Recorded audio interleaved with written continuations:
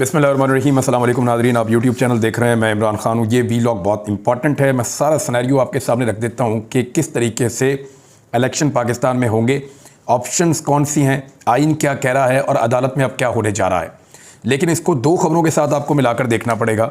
ये बहुत important vlog है। इस पर मैंने बहुत मेहनत की है, बहुत सारी इन्फॉर्मेशन कलेक्ट की है, बहुत सारे लोगों से बात भी करनी पड़ी है, तो आपको बड़ी आसानी से समझ आ जाएगी। लेकिन सबसे पहले आप दो चीज़ें देख लें। नंबर एक तो यह है कि अगर हम मान लें कि सिक्योरिटी वजूहात की बिना पर पाकिस्तान इस वक्त इलेक्शन करवाने के काबिल नहीं है, तो फिर हमें यह मानना पड़ेगा कि पाकिस्तान में जो अमन के दुश्मन हैं वो जीत गए हैं और पाकिस्तान की जो सिक्योरिटी फोर्सेस हैं, जो इंटेलिजेंस एजेंसीज हैं, उन्होंने हार तस्लीम की है कि हम अपने ही मुल्क में इंतखाबात नहीं करवा सकते। इसको मानना पड़ेगा। फिर यह भी देखना पड़ेगा कि सिक्योरिटी के जो हालात ख़राब हुए हैं उसके लिए ज़िम्मेदार कौन है, और जो ज़िम्मेदार है सिक्योरिटी के हालात ख़राब करने के लिए, मुल्क के हालात को यहाँ तक पहुँचाने के लिए, उनका फिर मुहासबा भी होना चाहिए और उनको जवाबदेह भी होना चाहिए। तो कोई है जो इसका जवाब दे? देखिए, इमरान खान ने तो अप्रैल 2022 में पिछले साल इंतखाबात के लिए असम्बलियाँ तोड़ दी थी और उस वक्त की हुकूमत को पूरा यकीन था कि अमन व अमान के साथ इलेक्शन हो जाएंगे। तब तो सिक्योरिटी प्रॉब्लम नहीं थी। मई के अंदर पूरे पाकिस्तान में और इस्लामाबाद में बदतरीन तशद्दुद किया गया, क्रैकडाउन किए गए, बहुत बड़ी तादाद में फोर्सेस इकट्ठी की गई, पूरे खैबर पख्तूनख्वा के हर तरफ से रास्ते बंद कर दिए गए पिछले साल मई में। तो तब तो सिक्योरिटी के प्रॉब्लम नहीं थे। इमरान खान की हुकूमत जाने से कबल पूरे खैबर पख्तूनख्वा के अंदर बल्दियाती इंतखाबात करवाए गए, जो इंतखाबात ज़्यादा वसी पैमाने पर होते हैं, तो तब तो सिक्योरिटी का प्रॉब्लम नहीं था। 17 जुलाई को पंजाब के 20 हलकों के अंदर मुख्तलिफ शहरों में इंतखाबात होते हैं और तब भी कोई सिक्योरिटी का प्रॉब्लम नहीं था। हुकूमत ने इमरान खान साहब को असम्बलियाँ तहलील करने का चैलेंज दिया था कि आप असम्बलियाँ तहलील करें, हम फौरी तौर पर पाकिस्तान में इलेक्शन करवा देंगे। तब भी सिक्योरिटी का कोई प्रॉब्लम नहीं था। गैर मुल्की टीमों ने पाकिस्तान में आना शुरू किया, मैचेस भी खेले, तब भी कोई प्रॉब्लम नहीं था। आज भी गैर मुल्की टीम खेल रही है तो सिक्योरिटी का कोई प्रॉब्लम नहीं है। PSL पाकिस्तान में करवाया गया, तब भी सिक्योरिटी का प्रॉब्लम नहीं था। मैं आपको पहले भी अदाद शुमार के मुताबिक बता चुका हूं कि 2008 और 2013 के इंतखाबात में आज की निस्बत 4 गुना ज़्यादा दहशतगर्दी थी। तो 4 गुना ज़्यादा दहशतगर्दी में पूरे पाकिस्तान के अंदर इंतखाबात करवा देने वाली सिक्योरिटी फोर्सेज आज सिर्फ एक सूबे में इंतखाबात करवाने से क्यों कासिर हैं? क्या ये कोई बात समझ सकता है कि 4 गुना ज़्यादा दहशतगर्दी और पूरे मुल्क में इलेक्शन और हो भी गए, और आज सिर्फ 4 गुना कम दहशतगर्दी? और तो पहले कहा गया कि फंड का मसला है, फिर सिक्योरिटी का मसला है, तो इन मसाइल के लिए जिम्मेदार कौन है? इमरान खान के दौर के अंदर तो ये मसाइल नहीं थे। तो ये मसाइल जिन्होंने एक साल में पैदा किए, उनसे जवाब कौन मांगेगा? मेरे एक दोस्त हैं, उन्होंने मालाकंड स्वात से मुझे आगाह किया है कि वो मेहमान जो गुज़िश्ता साल आए थे, जिनके आने के बाद बहुत ज़्यादा शोर मच गया था और स्वात के अंदर, दीर के अंदर, मालाकंड के अंदर एहतजाज शुरू हो गए थे, लोग बहुत बड़े पैमाने पर खुद बाहर निकल के अमन के लिए आवाज़ें निकाल रहे थे, और उसके बाद उन लोगों को वापस भिजवाया गया था। मुबैना तौर पे वो लोग वापस आ रहे हैं। कौन है जो उन्हें वापस आने दे रहा है? ये एक बड़ा सवाल है। और ये दावा किया गया है, मेरे एक सोर्स ने दावा किया है, अगर ये दावा हकीकत है तो कुछ दिनों में आपको दोबारा वहां के लोग सरापा एहतजाज नजर आएंगे। वज़ारत दिफा ने दरखास्त कर दी है कि एक साथ इंतखाबात करवाए जाएं। देखिए, मुल्क में एक साथ इंतखाबात करवाना एक सियासी ज़रूरत तो हो सकती है, मगर ये आईनी और कानूनी तकाजा नहीं है जिसको हर हाल में पूरा करना हो। देखिए, जो लोग ये चाहते हैं ना कि पूरे पाकिस्तान में एक साथ इलेक्शन हो, उनके पास बहुत सारे दलाइल हैं और उनकी कुछ बातों में आपको वजन भी दिखाई देता है। मगर दूसरी तरफ वो जो लोग हैं जो कहते हैं कि पाकिस्तान में अभी इलेक्शन किए जाएं, जो असम्बलियाँ तहलील हो गई हैं उनमें फ़ौरन इलेक्शन होने चाहिए, उनके पास भी ठोस वजूहात हैं, उनके पास भी दलाइल हैं जिनसे आप भाग नहीं सकते। तो सबकी अपनी अपनी राय है, लेकिन इन दोनों तरफ की जो राय है उसके बीच में जो सबसे अहम चीज़ है वो पाकिस्तान का आइन है। जब लोगों की राय मुख्तलिफ हो, एक तरफ की राय कुछ है, एक तरफ की राय कुछ है, तो उस वक्त फिर आप फैसला करते हैं आइन पाकिस्तान के मुताबिक। आपने देखना है कि आइन की दस्तावेज़ क्या कहती है, इस मसले का हल क्या उसमें मौजूद है, और अगर इसमें वो मसले का हल मौजूद है तो फिर आपको वहीं से उस मसले का हल निकालना पड़ेगा। अब इसका हल निकलेगा कैसे? देखिए, इसके 4 तरीक़ाकार हो सकते हैं इस वक्त इन इंतखाबात को लेकर। अगर इंतखाबात 14 मई को नहीं करवाने आईने पाकिस्तान के मुताबिक और सुप्रीम कोर्ट ऑफ पाकिस्तान के हुक्म के मुताबिक, तो आपको 14 मई को इंतखाबात करवाने पड़ेंगे। और आजकल में सुप्रीम कोर्ट ऑफ पाकिस्तान को यह मामला दोबारा टेकअप करना पड़ेगा, क्योंकि सुप्रीम कोर्ट ऑफ पाकिस्तान और चीफ जस्टिस ऑफ पाकिस्तान के ओहदे की डिग्निटी का मामला है, उनकी इज्जत का मामला है, वरना ये तौहीन होती रहेगी और ये मिसाल बन जाएगी हमेशा के लिए। आइंदा कोई भी सुप्रीम कोर्ट ऑफ पाकिस्तान से नहीं डरेगा। अब देखिए, कौन सी 4 ऑप्शन हैं जिन्हें अडॉप्ट किया जा सकता है। अगर इलेक्शन 14 मई को नहीं करवाने तो? नंबर 1, नजरिया ज़रूरत। नंबर 2, आइन में तरमीम कर दी जाए। नंबर 3, आइन को मुअत्तल कर दिया जाए। नंबर 4, मुज़ाकरात किए जाएं और इत्तफाक़ राय पैदा किए जाए। अब आ जाए बारी बारी इन ऑप्शंस की तरफ।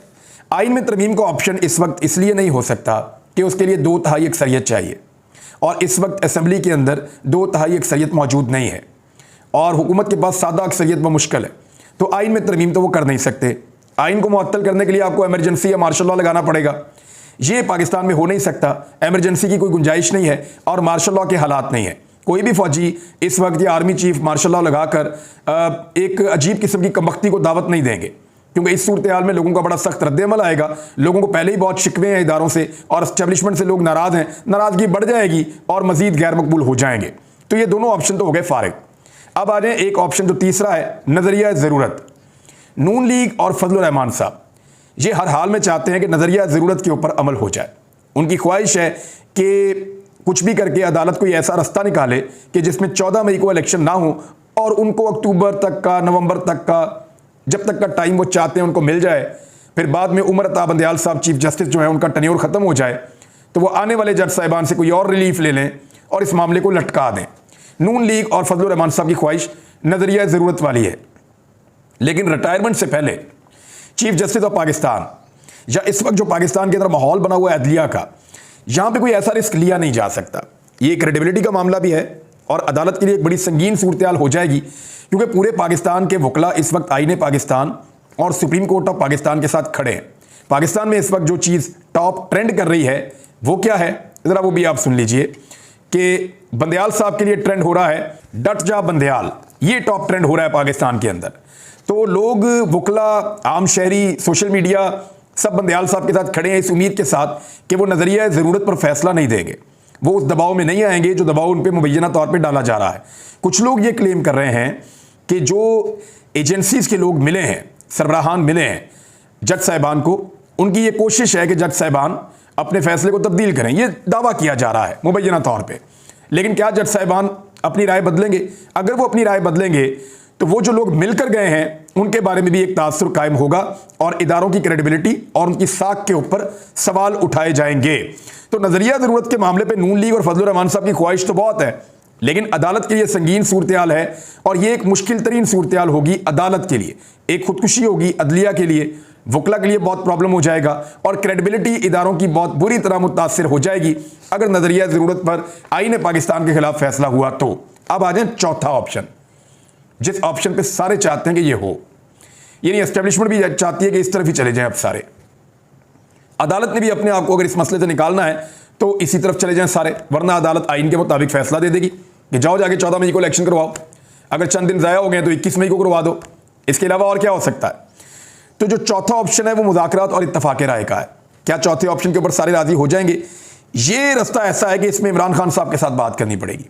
पीपल्स पार्टी इसके ऊपर इसलिए राज़ी है कि उन्हें लगता है कि अगर इमरान खान को राज़ी किया गया और पूरे पाकिस्तान में एक साथ इंतखाबात करवाए गए तो होगा ये कि पीपल्स पार्टी कम से कम सिंध में अपनी हुकूमत बना लेगी।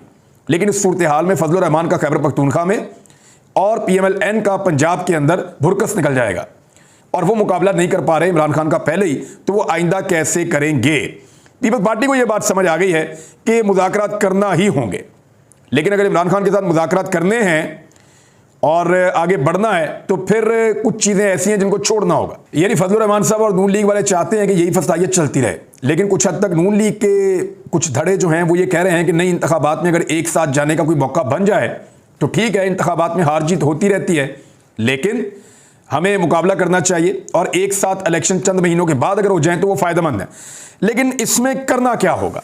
इसमें कुछ बड़ी अहम चीज़ें हैं जो इमरान खान के लिए छोड़नी होंगी, वफाकी हुकूमत को और एस्टेब्लिशमेंट को और अदलिया को उसकी गारंटी लेनी होगी। वो चीज़ें मैं आपको बता देता हूँ। नंबर 1, निगरान हुकूमत को असल निगरान हुकूमत बनना पड़ेगा, वो फिर पार्टी नहीं बन पाएंगे। अगर इमरान खान के साथ मुज़ाकरात करने और ये तय करना है कि इलेक्शन में हम थोड़ा आगे चले जाते हैं, थोड़ा आगे जाने से मुराद ये है कि 14 मई को इलेक्शन ना हो, जुलाई में या अगस्त में इलेक्शन हो जाएं या सितंबर के शुरू में इलेक्शन हो जाएं और उसके लिए पूरा एक माहौल तैयार कर लिया जाए, तमाम लोग उसके ऊपर इत्तफाक़ राय कर लें और उसके ऊपर दस्तखत कर लें और उसके बाद इलेक्शन 14 मई के बजाय 2-3 महीने आगे चले जाएं। लेकिन अगर इसके ऊपर कंसेंसस करना है तो कुछ चीज़ों के ऊपर अंडरस्टैंडिंग पैदा करनी होगी। नंबर 1, जो निगरान हुकूमत है उसको न्यूट्रल निगरान हुकूमत बनना पड़ेगा। नंबर 2, जो जाली मुकदमात और गिरफ्तारियां हो रही हैं उन्हें रोकना पड़ेगा ताकि ये महसूस हो कि पाकिस्तान में सबके लिए माहौल एक जैसा है। यानी कोई बेवकूफ़ी होगा जिसको 3 हफ्ते के बाद इलेक्शन मिल रहे हैं और उसको पता है कि मेरी हुकूमत बन रही है, तो वो 3 महीने का टाइम दे दे कि 3 महीने मारो मुझे, यानी मुझे 3 हफ्ते तक ना मारो, मुझे 3 महीने तक मारो। तो इमरान खान साहब ऐसी बेवकूफ़ी तो नहीं करेंगे, वो कोशिश करेंगे कि गिरफ्तारियां और जाली मुकदमात ख़त्म किए जाएं और उनको रोका जाए।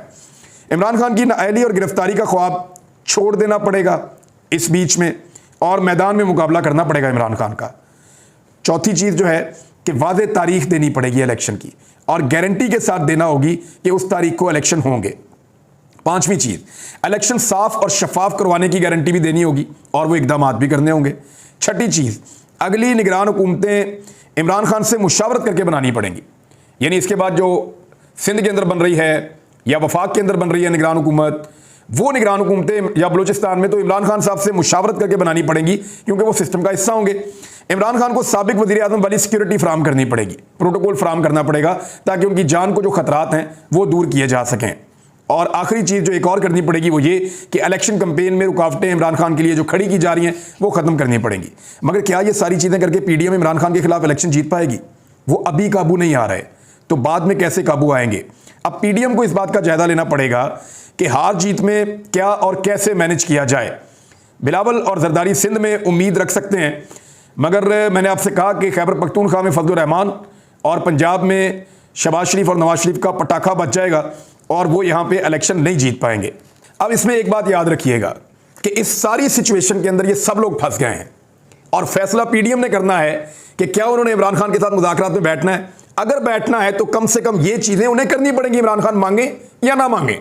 जो भी गारंटर बैठेगा इस मुज़ाकरात के अंदर वो ऑब्वियसली ये चीज़ें करेगा कि सबके लिए लेवल प्लेइंग फील्ड में छोड़ रहा हूँ, इलेक्शन के अंदर धांधली नहीं होगी, ये चीज़ें नहीं हो सकेंगी, ज़्यादतियाँ हम बंद करवा देंगे, फस्तायत रुक जाएगी, जुल्म और तशद्दुद बंद हो जाएगा, आप इलेक्शन की तैयारी करें इतने महीनों के बाद, और फिर सबको इलेक्शन में जाने का मौका भी मिलेगा। तो ये चीज़ें कभी भी PDM को सूट नहीं करेंगी। देखना ये है कि अदालत, इमरान खान, PDM और इस्टेब्लिशमेंट किस नतीजे पर पहुंचते हैं। वैसे इस्टेब्लिशमेंट के लिए मेरा मशवरा है, जो जनरल बाजवा की दुर्गत बना रही है ना ये PDM की जमातें, तो मौजूदा आर्मी चीफ को और आने वाले जर्नैलों को भी खबरदार रहना चाहिए कि ये अपना काम निकलवाने के बाद क्या हालत कर देते हैं वो आप देख लीजिए। अब तक के लिए इतने, अपना ख्याल रखिएगा, अपने इस चैनल का भी। अल्लाह हाफ़िज़।